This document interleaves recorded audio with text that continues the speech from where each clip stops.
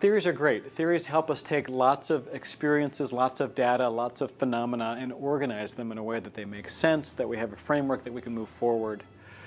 But theories aren't the same way as experiencing something, right? You can read a lot of theory about water skiing, but until you're behind the boat with your skis in the water and they're being pulled forward, you can't really learn how to water ski. You can read books about parenting, but until you have to make decisions about bedtimes and discipline and allowances and school and all the rest, there's something about experiencing things that are always a little bit different and more complicated and bigger than theory. And I think that partly what happens is that we get lost in the theories of the cross, and those theories actually are very helpful, but maybe limit the impact of the cross to actually affect us.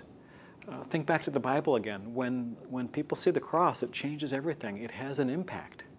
So maybe the Gospels aren't meant to be primarily a record of the cross. Maybe they're meant to shape an experience. Maybe the Gospels weren't meant to be a history of the cross, but were meant to bring the cross into our very lives, that we might experience it ourselves. So that's what I want to do. And so I want to go back again to Scripture. I want to go back to the Bible, not just the gospel stories of the cross, but really to the whole sweep from Genesis to Revelation, and to wonder for a moment, is there a central event? Is there a central episode? On the one hand, of course, this is what we're talking about, cross and resurrection. On the other, though, I think what's interesting is that while there are lots of important events, right, creation and the story of Abraham and Exodus and all of the rest, all the way up to Jesus and the church, what's more interesting to me than simply those events is a larger pattern. A larger pattern that describes, if you will, what happens when God gets involved. And it's a pattern, I think, that plays itself out through Scripture. And it has, I think, 5 parts. First, God creates out of love, blesses and set free.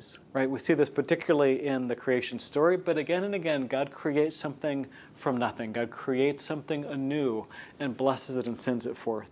Second, something goes wrong. Something goes awry. We're led off track. We sin. We fall short.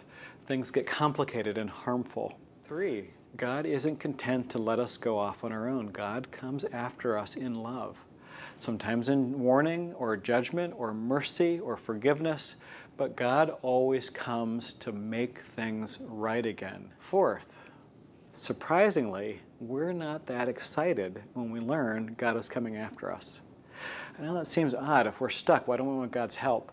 But I think deep in our own human nature and sinful nature is a desire to be on our own, to be in control, to be the masters of our destinies, the captains of our fate. And so there's something that resists the thought, the idea that maybe God ultimately is in control.